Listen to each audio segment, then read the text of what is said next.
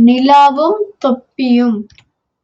நாங்கள் எல்லோரும் தசரா திருவிழா கண்காட்சிக்கு சென்றோம்.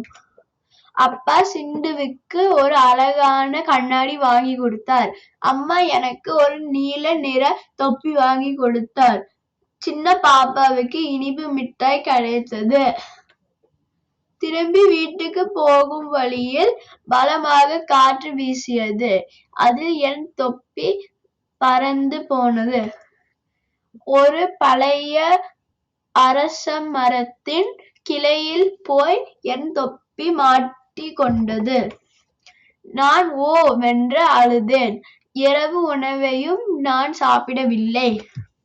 இரவு வானில் நிலாவு தவழ்ந்து வந்தது.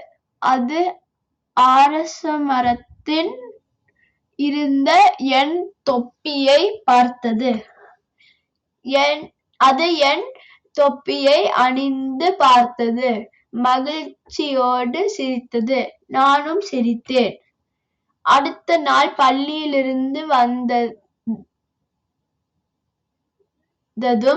என் அம்மா பளபளக்கு புதிய சிவப்பு தொப்பி ஒன்றைக் கொடுத்தார். நிலா அனுப்பியது என்று சொன்னார். அன்றிரவு நானும் நிலாவும் புன்னகை செய்தோம். அவரவர் தொப்பியை அணிந்து கொண்டு மகிழ்ச்சியாக இருந்தோம். சூரியனுக்கு ஒரு தொப்பி வேண்டுமா? என்ன சொல்கிறீர்கள்?